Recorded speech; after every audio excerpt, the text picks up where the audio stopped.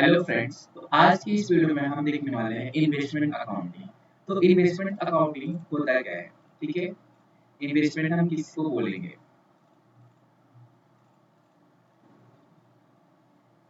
तो सबसे पहले देखते हैं कि इंट्रोडक्शन देखते हैं, आखिर इन्वेस्टमेंट अकाउंटिंग होता क्या है। ठीक है, तो इन्वेस्टमेंट क्या होता है? Investment are assets that held by an enterprise. हम क्या, कोई एंटरप्राइज क्या करता है? असेट्स को हेल्ड करता है, मींस अपने पास रखता है। किस लिए रखता है? For earning income by way of dividend, interest and rentals. उसको उसके बदले क्या मिलेगा? डिविडेंड मिलेगा, इंटरेस्ट मिलेगा या रेंटल्स मिलेगा। फॉर कैपिटल एप्रिसिएशन, मींस जो उसका अमाउंट है उसमें क्या होगा? इंक्रीमेंट होगा। मींस अगर आज वो 100 रुपीज का है तो कल कितना हो सकता है? 110 रुपीज हो सकते हैं। मींस 10 रुपीज उसको एक्स्ट्रा मिलेगा। ठीक है, फिर है for other benefits to the investing enterprises. उसको क्या कुछ और बेनिफिट्स मिल सकता है। ठीक है, तो असेट्स का इन्वेस्टमेंट क्या होता है? हमारा इन्वेस्टमेंट एक असेट्स होता है जो कि हेल्ड करता है कोई एंटरप्राइज। क्यों करता है? For earning income by way of dividend. उसको क्या मिलेगा? डिविडेंड, इंटरेस्ट मिलेगा। और उसका जो बैलेंस रहेगा वो एप्रिसिएट मतलब इंक्रीज हो जाएगा। ठीक है, अब इन्वेस्टमेंट अकाउंटिंग हम पढ़ते किसमें है? तो एज पर हम जो भी उसका वैल्यूएशन करेंगे एज पर अकाउंटिंग स्टैंडर्ड 13 करते हैं। अब क्लासिफिकेशन ऑफ इन्वेस्टमेंट, इन्वेस्टमेंट के टाइप्स कितने होते हैं? तो जनरली एज थ्री में इसके दो टाइप्स होते हैं। ठीक है, टू कैटेगरी में कौन कौन रहेगा? एक रहेगा हमारा करंट इन्वेस्टमेंट और एक हुआ लॉन्ग टर्म। ये क्या होगा हमारा? करंट मीन्स क्या होगा? वन से क्या होगा? लेस देन होगा। और लॉन्ग टर्म क्या होगा? मोर देन वन रहेगा। ठीक है, सॉरी, ये क्या रहेगा हमारा? मोर देन वन होता है, हमारा लेस हो जाएगा।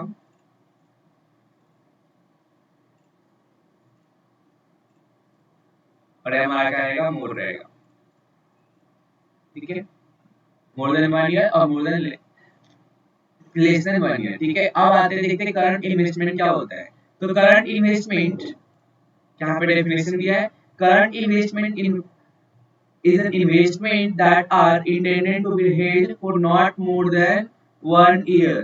मीन्स एक साल से कम रहता है from the date of investment. Suppose मैंने आज अगर इन्वेस्ट किया 23 फरवरी या 24 फरवरी, ठीक है, और मैं इसको 1 को बेच देता हूँ, कभी 25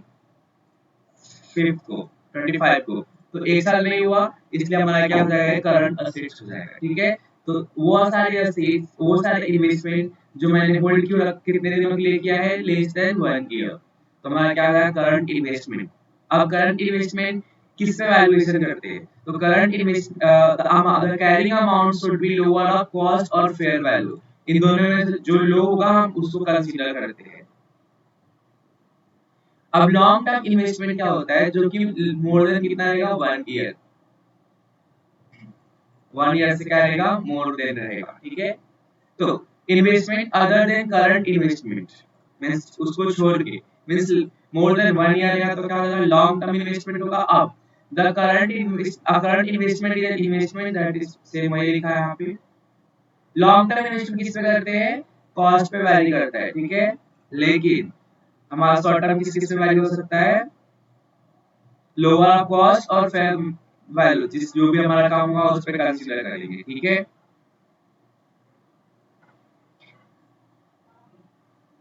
इन्वेस्टमेंट अकाउंटिंग क्या होता है? तो a separate account, investment account should be made for each screen purchase. आपको जो भी आपने बॉन्ड खरीदा उसका अलग बनेगा, आपने अगर शेयर्स खरीदा तो वो अलग बनेगा, अगर आपको कंपनी से डिविडेंड मतलब अलग अलग जाएगा। तो उसको दो कैटेगरी में डिवाइड किया है कि आप इन्वेस्टमेंट अकाउंट दो कैटेगरी से बना सकते हो।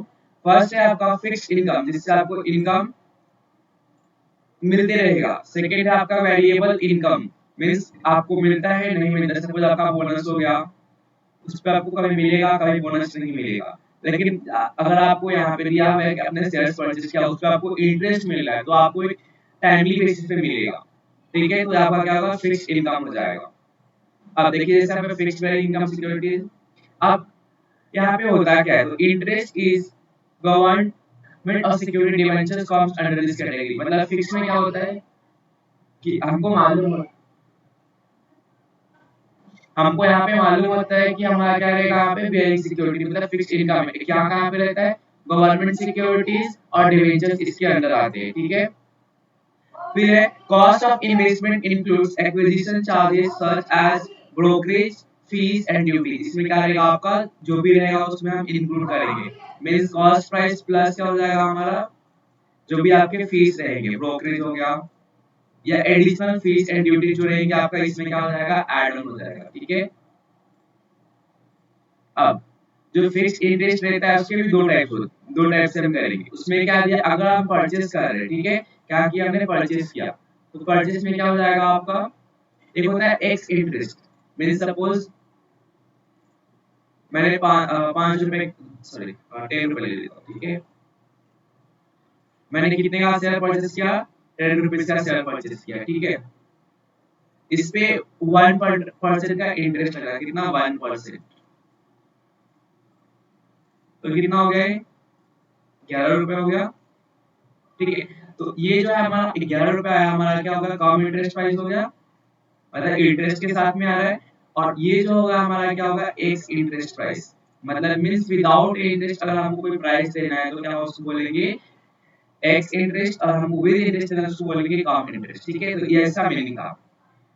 सेल्स में क्या है x interest and come interest. वैसे आप अगर आप सेल कर रहे हो तो अगर आप एक्चुअल प्राइस पे सेल कर रहे हो इसका मीनिंग क्या होगा एक्चुअल प्राइस पे, ठीक है। तो ये क्या हो जाएगा एक्स इंटरेस्ट, और आप अगर साथ में इंटरेस्ट को ऐड करके अमाउंट बता रहे हो तो क्या हो जाएगा आपका कम इंटरेस्ट, ठीक है। आगे देखते हैं। अब देखिए एग्जांपल इसका पहले देखते हैं जर्नल एंट्री क्या है, ठीक है। तो जर्नल एंट्री में आपको बोला है interest price is the quotation which does not include any interest। क्या होता है quotation होता है interest have to be paid separately, मतलब इंटरेस्ट हमको एक अलग से देना होता है, ठीक है। यहाँ पे इंटरेस्ट को अलग से इसने पे किया है, ठीक है। तो investment account debit x interest, हम कभी भी डेबिट किसको करेंगे एक्स इंटरेस्ट प्राइस को लेंगे एक्चुअल प्राइस को लेंगे, ठीक है, टू बैंक अकाउंट। और जो डिफरेंस आएगा आपका इंटरेस्ट क्या हो जाएगा यहाँ पे इंटरेस्ट। अब यहाँ पे जो अमाउंट आएगा कम इंटरेस्ट टोटल यहाँ पे आएगा, मींस आपको अगर आपने परचेस किया तो इन्वेस्टमेंट कितने का था आपने उस पे इंटरेस्ट कितना भरा और दोनों को मिला के आपको क्या मिलता है देखिए इंटरेस्ट मिलता है, देखिए मैंने ऊपर लिखा है ना, मींस आपको प्रिंसिपल भी देना रहेगा और इंटरेस्ट भी देंगे, आपको क्या मिलकर बनेगा कम इंटरेस्ट। अगर आप खाली प्रिंसिपल पे कर रहे हो तो एक्चुअल प्राइस का क्या हो जाएगा एक्स इंटरेस्ट, ठीक है। उसको छोड़ के तो इसका एंट्री क्या हो जाएगा investment account debit to interest account debit to क्या हो जाएगा बैंक अकाउंट हो जाएगा। If brokerage paid it should be added, अगर आप ब्रोकरेज पे कर रहे हो तो इसमें आपको ऐड करके बताना रहेगा, ठीक है। अब देखिए इसका एग्जांपल देखते हैं क्या दिया on 1 July 2012 108% debentures purchase x interest at 98, कितने पे परचेस किया उसको 98 पे परचेस किया है। Brokerage paid brokerage at 1% to be paid, date of interest payment कितना दिया है 31 मार्च एंड 30 अक्टूबर को पेमेंट होता है, ठीक है। तो एक्स इंटरेस्ट प्राइस क्या होगा आपने कितना शेयर होल्ड परचेस किया है 100, कितने पे किया है 98 पे, तो 100 into 98 मींस आपने कितना खरीदा है 9800 का खरीदा है, ठीक है। उस पे आपको कितना है ब्रोकरेज 1%, तो आपका एक्चुअल प्राइस कितना हो गया 9898, ठीक है। अब इंटरेस्ट हम किस पे देंगे हमेशा प्रिंसिपल पे फेस वैल्यू पे देंगे, तो 100 का है, ठीक है। और आपने 100 पे खरीदा उसका कितना परसेंट 8% आपको देना, कितने महीने के तभी से देंगे आप। ये जुलाई है ना तो जुलाई के पहले क्या आता है मार्च, ठीक है। अक्टूबर बाद में, तो अक्टूबर पे आपने दिया किस पे देंगे मार्च पे, तो मार्च से कितना हो जाएगा अप्रैल मई जून जुलाई, मतलब 3 मंथ्स आपके हो रहे हैं, तो 3 मंथ्स अपॉन 12 मंथ्स कर दोगे आप, तो आपको कितना मिलेगा 200, ये क्या हो गया आपका इंटरेस्ट हो गया, ठीक है। तो आप इन्वेस्टमेंट कितना किए 9898, इसमें आपने प्लस क्या था क्या ब्रोकरेज का, ठीक है। तो इन्वेस्टमेंट अकाउंट डेबिट इंटरेस्ट आपने कितना पे किया 200, इन सबको मिला के क्या बनता है कम इंटरेस्ट प्राइस बन जाता है। तो इस तरह से आपको एंट्री पास करना होगा, ठीक है। अब परचेस कम इंटरेस्ट में क्या होता है cum interest price is a quotation which does not in मतलब अभी देखिए यहाँ पे क्या आ गया कम इंटरेस्ट मींस इसमें क्या होगा इंक्लूड होगा, क्या आपका इंक्लूड होगा इंटरेस्ट इंक्लूड होता है। तो हमको उसको क्या करना होगा, इंक्लूड करके निकालना रहेगा, ठीक है। तो यहाँ पे क्या होगा, interest is to be subtracted to get the ex interest price, हमें निकालने के लिए उसको क्या करना होगा, उससे माइनस करना होगा। तो उसका भी एंट्री सेम करेंगे हम, investment account debit, interest account debit to bank, या ये आपको यहाँ पे अमाउंट दिया है, लास्ट में हमको क्या देता है, हमको ये दोनों अमाउंट दिया था, अब हमको ये अमाउंट दिया है, इसमें से हमको लेस क्या करना है, इंटरेस्ट लेस करके यहाँ पे करना है, ठीक है। तो वापस a brokerage paid it should be added, आपको फेस वैल्यू में क्या करना होगा, ब्रोकरेज को ऐड करना होगा, ठीक है।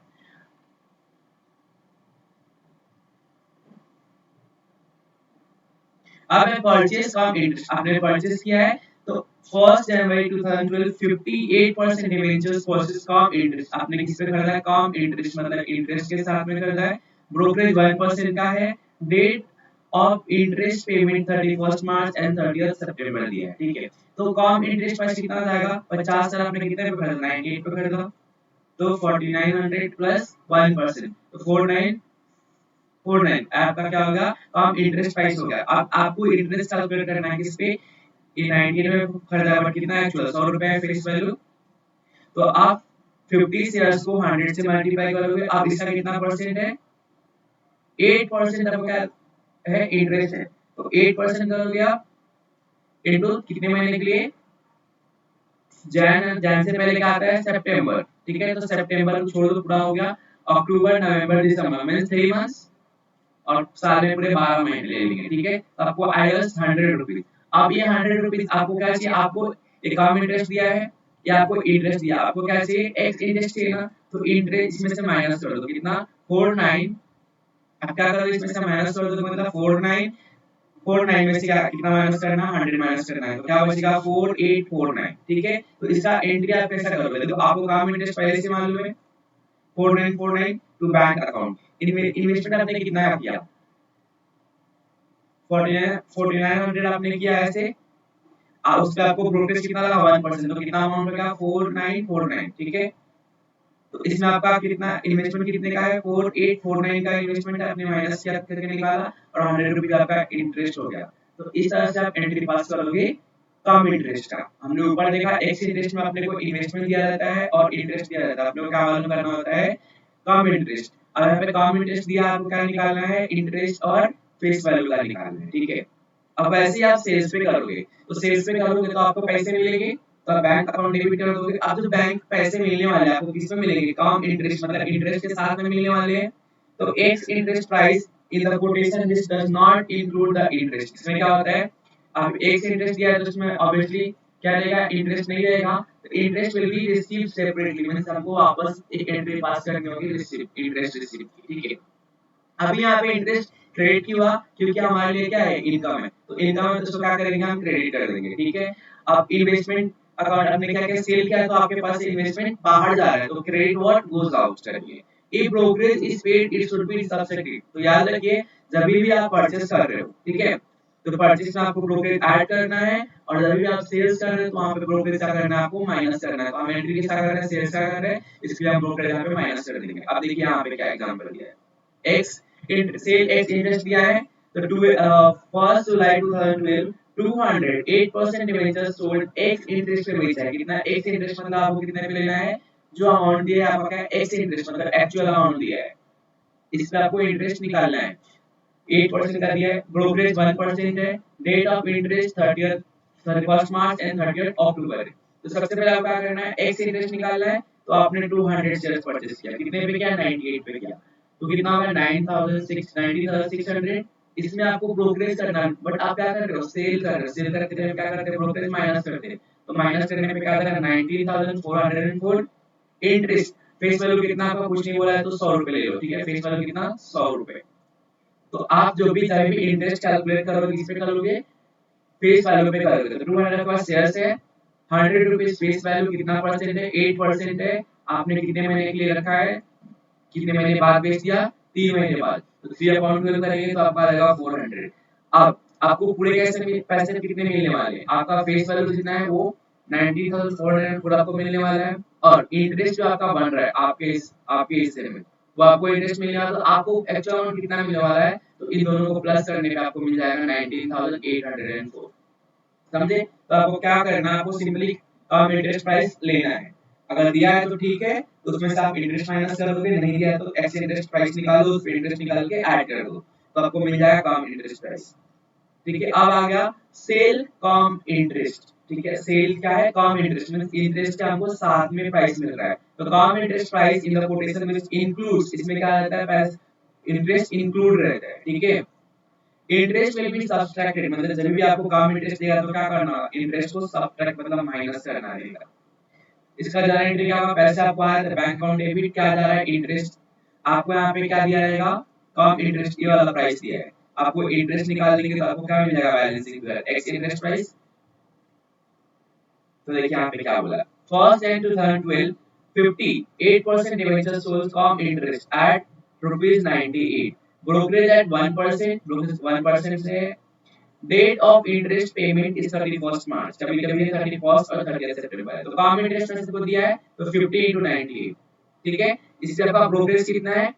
1% है, तो माइनस कर दो 1% कितना आएगा? 4851। ये क्या आ गया? आपका कम इंटरेस्ट आया। इसमें आप इंटरेस्ट निकालोगे तो इंटरेस्ट हमेशा किस पे निकलता है? फेस वैल्यू पे, मतलब फेस वैल्यू पर कितना है? 100, तो 50 शेयर्स 100 फेस वैल्यू पर रेट दिया है 8%, कितने महीने के लिए? 3 महीने के लिए, तो 100 रुपीज आ जाएगा। ठीक है, अब ये 100 इसमें से क्या करेंगे? माइनस कर देंगे, क्योंकि हमारा इंटरेस्ट है और हमारा कम इंटरेस्ट प्राइस है, तो कम इंटरेस्ट प्राइस हमको लेना होता है, तो बैंक अकाउंट से ले लेंगे कम इंटरेस्ट प्राइस। फिर इंटरेस्ट कितने का? 100 रुपए का। अब जो बैलेंसिंग फिगर आएगा 4751 का कितना हो गया? ये हमारा हो गया एक्स इंटरेस्ट प्राइस। तो इस तरह से हो गया। जब अब एक और चीज, जब भी हम सेल करते हैं तभी हमको या तो प्रॉफिट होगा या तो लॉस होगा।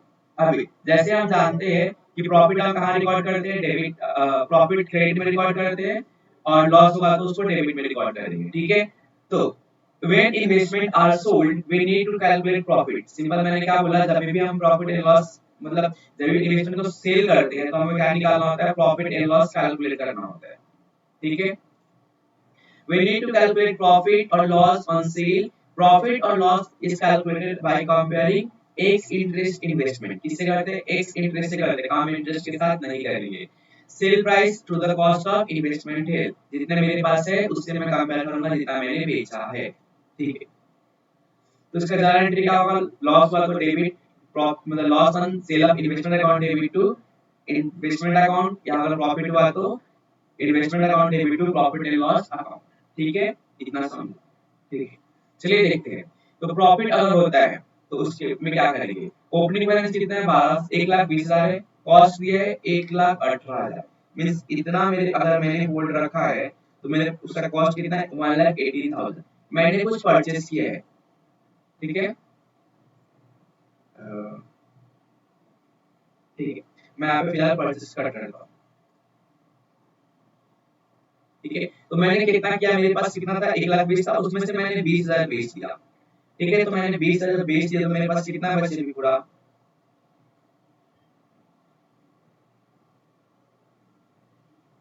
इसका कॉस्ट कितना था? 1,18,000 था। ठीक है, तो हमें अभी कॉस्ट पता करना है। मैंने ऊपर क्या बोला आपको? एक्स इंटरेस्ट है इन्वेस्टमेंट, और ये किस पे? प्राइस टू द कॉस्ट, मतलब कॉस्ट के ऊपर करना है। ठीक है, तो 1,20,000 कितना? 1,18,000 हुआ। तो जब मैंने 20,000 बेचा है शेयर फेस वैल्यू, इसका मेरे को वैल्यू कितना बताया है? ठीक है, तो ये देखते चले, देखते हैं कैलकुलेट करके देखते हैं।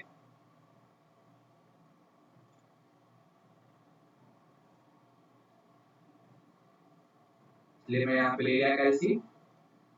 क्या बोला है? जब 20 क्रॉस मल्टीप्लाई करेंगे हम, क्या करेंगे? क्रॉस मल्टीप्लाई करते हैं। ठीक है, तो 1,20,000 का कितना है? 1,18,000 है, तो 20,000 कितना होगा? क्रॉस मल्टीप्लाई 1,18,000 इनटू कितना करेंगे? इनटू 20,000, क्योंकि मैंने कितना बचा है? 20,000 का बचा है, तो 20,000 और डिवाइड किससे कर देंगे हम? डिवाइड कर देंगे आपका 1,20,000। तो कितना है? 19,667। इसको राउंड अप करेंगे तो कितना आएगा? 19,667। ये आपका एक्चुअल बैलेंस हो गया। अब ये जो बैलेंस है आपने बेचा कितने में है? ऊपर दिया है 19,800 में आपने बेचा है, तो आपको फायदा हुआ है प्रॉफिट? तो ऑब्वियसली फायदा हुआ ना। आपका कॉस्ट कितना जा रहा है? इतना, सेलिंग प्राइस मोर है तो आपको प्रॉफिट कितना आएगा 133। तो याद रखिएगा हमेशा हम प्रॉफिट एंड लॉस किस पे निकालते हैं, कॉस्ट पे निकालते हैं, फेस वैल्यू पे नहीं निकालेंगे, ठीक है। चलिए एक लॉस का देखते हैं। तो ओपनिंग बैलेंस कितना दिया है 1,20,000, उसका भी कॉस्ट उतना ही दिया है, ठीक है, इतना समझा। परचेज किया कितना 10,000, कॉस्ट कितना 988 में। तो परचेज किया तो हम ऐड कर लेंगे अपने फेस वैल्यू में, इंक्रीज हो गया और हमारा कॉस्ट भी इंक्रीज हो गया, ठीक है, इतना समझा। तो हमारे पास कितना 1,30,000 सेल्स हो गया, मतलब परचेज वैल्यू है, और कितना 1,27,898 हमारा क्या होगा, कॉस्ट हो गया, ठीक है। अब मैं इस पे 20,000 का बेच रहा हूँ। जब मैंने फेस वैल्यू से क्या कितना बेचा 20,000 का, 1,30,000 का वैल्यू कितना था 1,27,898, तो 20,000 का वैल्यू कितना क्रॉस मल्टीप्लाई वापस करेंगे, ठीक है। कितना 1,27,1,27 1,27,898 898 1,27,898 को मल्टीप्लाई किससे करना है, मल्टीप्लाई करना है हमें 20,000 बेचा 20,000 और डिवाइड किससे करना है 1,30,000। मेरे पास कितना है 1,30,000 है, ठीक है। तो मुझे कितना मिला 19,667, वही सेम अमाउंट आ गया, ठीक है। जब इतना मुझे अमाउंट मिला, मैंने बेचा कितने में 19,800 में, ठीक है। तो सेलिंग प्राइस यहाँ पे कितना हो गया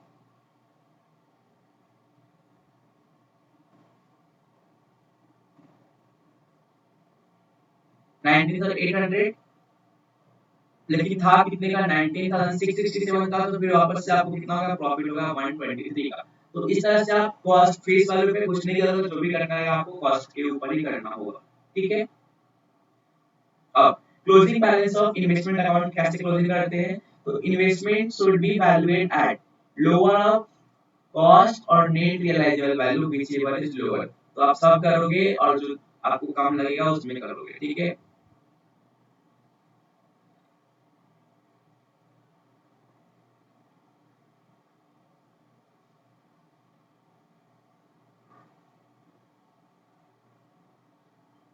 ठीक है, तो आपको इसमें रहता क्या है, हाँ ठीक है। तो इस तरह से आप बनाओगे यहाँ पे। अब देखो इसमें क्या होता है, डेट का कॉलम रहता है, particulars, working note, face value, interest और कॉस्ट, ठीक है। इसे आपको डेबिट में भी रहेगा और क्रेडिट में भी रहेगा, ठीक है, ये पॉइंट। तो इस सबसे पहले हम लिखेंगे असेट्स का डेबिट, ओपनिंग बैलेंस का होता है debit to balance brought down, ठीक है। आपने जो भी खरीदा तो पैसे जाएंगे और वो आएगा, तो बैंक क्या हो जाएगा investment account debit to bank. तो आप जो भी एंट्री खरीदने करोगे यहाँ पे करोगे, अगर आपको प्रॉफिट होता है तो प्रॉफिट हमेशा डेबिट में लिखोगे और लॉस हुआ तो कहाँ पे लिखोगे, क्रेडिट में लिखोगे, ठीक है, इतना समझा। अगर आपने बेचा है तो भी आप कहाँ एंट्री करोगे, क्रेडिट में, आपको पैसे मिल रहा है तो इसलिए आप क्रेडिट में लिखोगे। अब अगर आपको प्रॉफिट एंड लॉस होता है तो यहाँ पे ट्रांसफर लास्ट में कर सकते हो, ठीक है। तो क्लोजिंग कहाँ से करेंगे, असेट्स का डेबिट बैलेंस, तो आप डेबिट बैलेंस से क्लोजिंग करो, इनकम को क्रेडिट से क्लोजिंग करेंगे, ठीक है।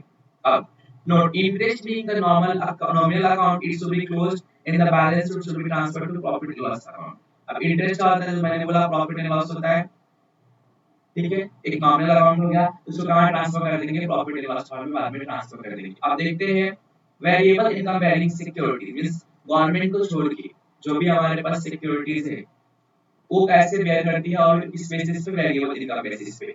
तो the investment in equity shares comes under this category. अगर हमने यहाँ पे इन्वेस्ट किया शेयर्स में, कौन से शेयर्स में, इक्विटी शेयर में इन्वेस्ट किया, तो क्या हो जाएगा हमारा वेरिएबल इनकम बेयरिंग सिक्योरिटी हो जाएगा, ठीक है। वापस आप कॉलम में या खाली इंटरेस्ट की जगह पे क्या करना है, हमको डिविडेंड लिखना है, ठीक है। हमको वहाँ पे इंटरेस्ट मिला था, हमको मिलेगा डिविडेंड। तो cost of investment include acquisition charges such as brokerage fee, duty, same आपको यहाँ पे भी ऐड करना है, ठीक है, समझा जी।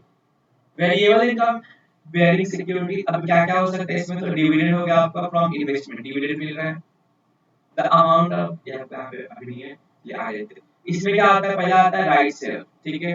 राइट शेयर क्या होता है, तो सपोज मेरे पास 5 शेयर्स है, 5 के बदले मेरे को 3 शेयर्स खरीदने मिल रहा है, कितने, 3 शेयर्स। तो राइट क्या होता है कि मेरे 5 शेयर हेल्ड है, मेरे मैंने किया है, तो मेरे को 3 शेयर कम रेट पे, सपोज अगर 100 का शेयर है तो मेरे को कितने में मिलेगा, 90 में मिल रहा है, ठीक है जी।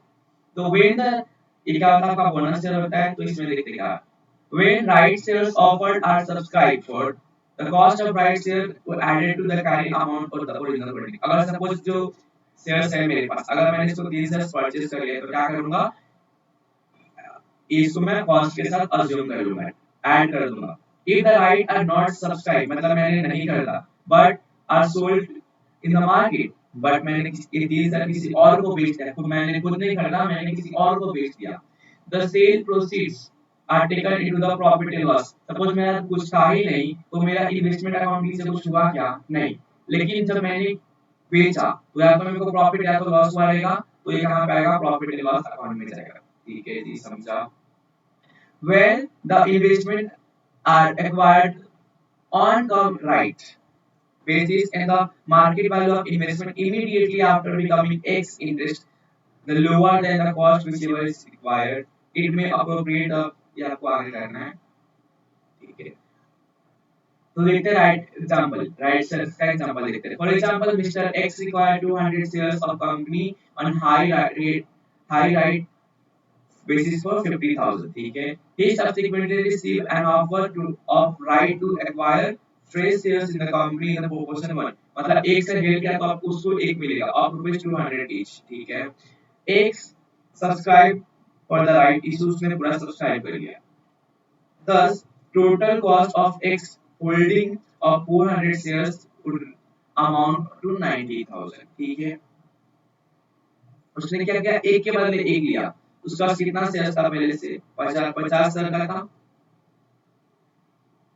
उसने 1:1 प्रोपोर्शन में ले लिया. तो कितना और ले लिया उसने, 40 200 शेयर खाता, उसने कितने, उसने 200 शेयर इशू किया. ठीक है, उसने 400 रेट पे लिया. ठीक है, तो एक के बदले एक, मतलब उसको 200 में से कितना मिल गया, 100 मिल गया. तो 100 into 400 कितना होगा, 40,000. 40 उसके पास पहले से 50 थे, तो 50 प्लस 40 कितने हो गए, 90,000 के उसके पास शेयर्स हो गए. Suppose he does not subscribe, उसने नहीं खरीदा पूरा share, but sell the right off for 15,000. इसने जो है यहाँ पे 1:1 का इसने नहीं खरीदा और किसी और को कितने बेच दिया, 15,000 में बेच दिया. The x right market value of 200 just bought by X immediately after rights falls to 40,000. In case the sale proceed of 15,000, thus 10,000 may be applied to reduce the carrying amount in the market value 40,000, and 5,000 would be credited to profit and loss account. कहाँ पे चला जाएगा, जो profit होगा आपको profit and loss account में चला जाएगा. ठीक है, अब अगर आपको सपोज बोनस शेयर्स मिलता है, बोनस क्या होता है, आपको फ्री में मिलता है. आपने सपोज 5 शेयर होल्ड किए तो आपको कितना, 2 मिल रहा है. ठीक है, तो इसके लिए आपको 2 शेयर्स के लिए पैसे नहीं भरने पड़ते, आपका नंबर ऑफ शेयर इंक्रीज होता है, जो फेस वैल्यू होता है हमारा. ठीक है, देखिए बोनस शेयर का फंडा क्या होता है, आपके पास 10 शेयर्स मान लीजिए. ठीक है, आपके पास 10 शेयर से कितने के, 100 रुपीस के, आपको 10 पे कितना मिल रहा है, सपोज 5 बोनस शेयर्स मिल रहा है, आपके पास कितने हो गए, 15 शेयर्स हो गए. ठीक है, 10 प्लस 5 कितने हो गए, 15 शेयर्स बोनस मिला के हो गए. आपका फेस वैल्यू 100, मतलब आपका जो अमाउंट है 100 ही रहेगा, बट जो नंबर ऑफ शेयर्स है, क्या नंबर ऑफ शेयर्स क्या हो जाएगा, इंक्रीज हो जाएगा. और जो 100 रुपीस पर शेयर, अगर सपोज 100 रुपीस पर शेयर था, कितना हो जाएगा आपका, सपोज यहाँ पे कितना क्या था, 10,000 क्या था, 10 के क्या था, यहाँ पे 10 के ही रहेगा, बट क्या होगा, खाली नंबर ऑफ जो यहाँ पे 100 रुपीस है आपका कितना हो जाएगा, सपोज 90 रुपीस हो जाएगा या 85 रुपीस हो जाएगा. ठीक है, खाली नाम शेयर्स का फेस वैल्यू इंक्रीज और डिक्रीज होता है, नंबर ऑफ शेयर्स यहाँ पे डिक्रीज होता है. बाकी आपका जो फेस वैल्यू है बोनस में सेम रहता है. तो कंपनी आपको उस इशू करने के लिए कुछ एक्स्ट्रा अमाउंट चार्ज नहीं करती, इसके लिए आपको एक्स्ट्रा अमाउंट कुछ नहीं देना पड़ता है, कंपनी फ्री में इशू करती है. चलिए देखते हैं क्या बोला है. Where an investment is acquired by way of issue of bonus shares, no amount will be entered in the cost column of investment account.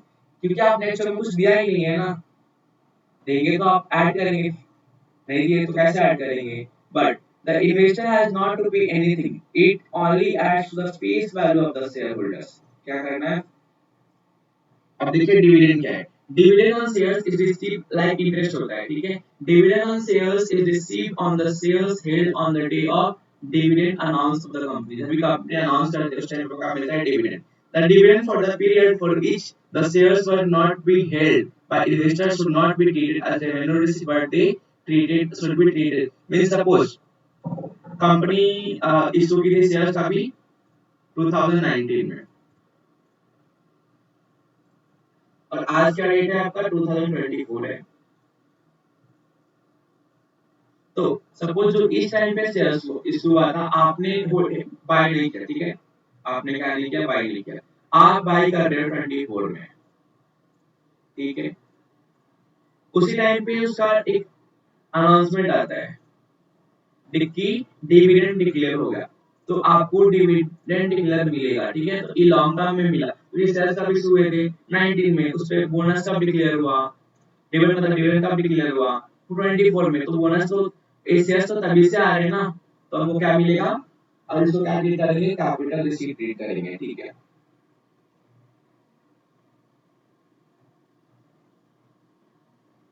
तो होप्स आपको बेसिक तो समझा रहेगा।